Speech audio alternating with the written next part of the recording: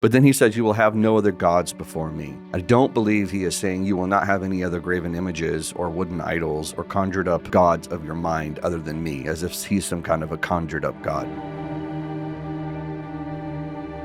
Doug, as I've grown up, and a lot of evangelicals have grown up in conservative evangelicalism, that in their mind means something that the pagans conjured up in their mind and then created some kind of a stone or wooden idol. That's a god, right? The gods. What we're going to do today is really help us understand one word, where does that word come from? And is that exactly what the Bible had in mind when it uses the concept of the word gods? And I always ask people, I find it interesting after God brings the children of Israel out of Exodus, and he gives them commands of how they're going to interact with him as their God. And he just humiliated, we can even talk about this, he just humiliated and showed that he was more powerful than all the gods of Egypt. But then he says, you will have no other gods before me.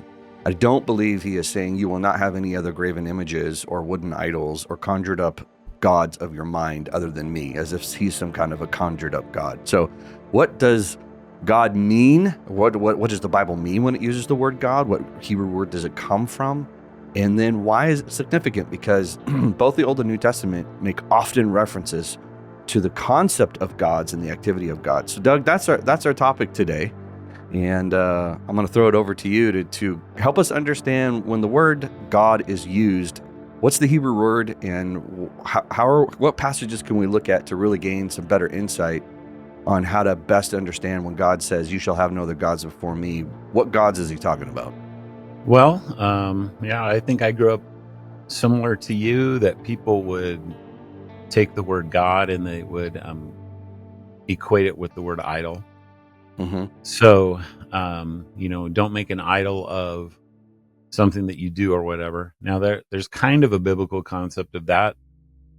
Paul, for example, says that their God is their stomach. So you might think that, maybe they're making an idol of food or something like that. Of course, there's also gods of the ancient world that were gods of food.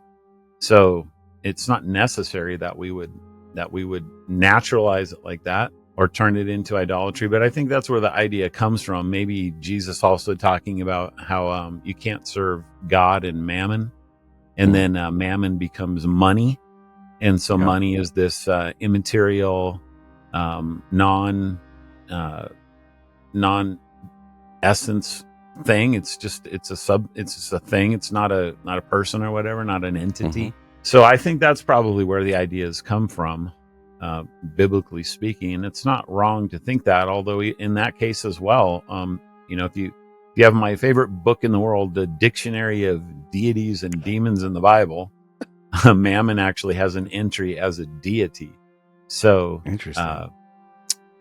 It's not necessary to naturalize that. I think I don't know if we've talked about this before or not, but it's a real concern of mine that we're living in a world as conservative and Reformed Christians who take the Bible seriously, and we believe in supernatural things like God, the Trinity, miracles.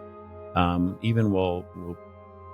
hope we're doing more than paying lip service to Satan and demons, that we actually believe they're real. But sometimes I wonder, because when it comes to almost anything that we're uncomfortable with in the supernatural realm, we de-supernaturalize it. We materialize it, and we fight against the culture because of its Darwinism, and rightly so. But I don't think that we realize that that's the air that we breathe, and that we're influenced by it more than we like to admit that we are.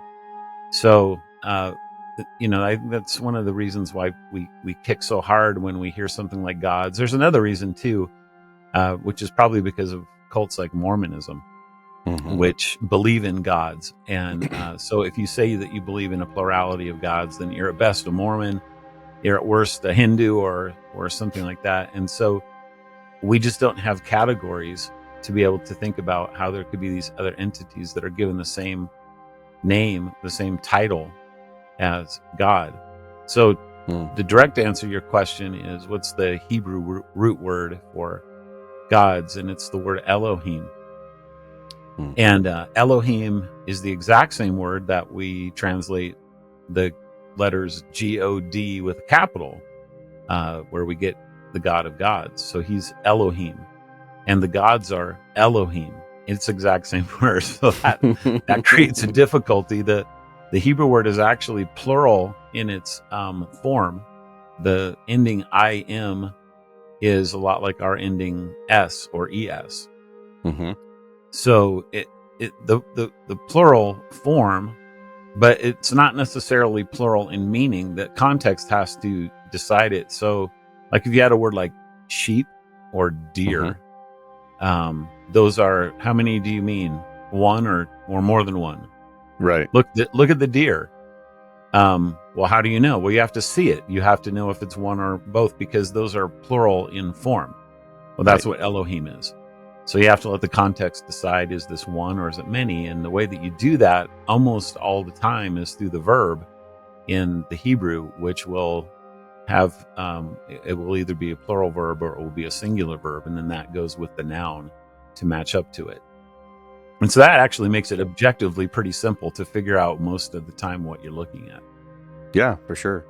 Have you done any research ever on why they chose to translate the Elohim as God, G-O-D?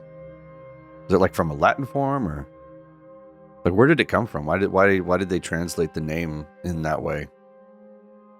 To our English word of God? Mm-hmm. Yeah, I've done research on it, but I didn't look it up for this show. It's been a while since I looked at where the word God comes from. It's an old English word. I do remember that. Yeah. And that just was a carryover into modern English. But yeah, there's reasons why they did that. It's not arbitrary, but it's I didn't think it was kind of frustrating, It can be, because right of the way that we think that's about the word God is that there's only one of them. I mean, that's just, but I don't know how much of a modern, how modern that is, or if that's an ancient idea. I tend to think that it's not an ancient idea. It's something that we've imposed upon the word itself.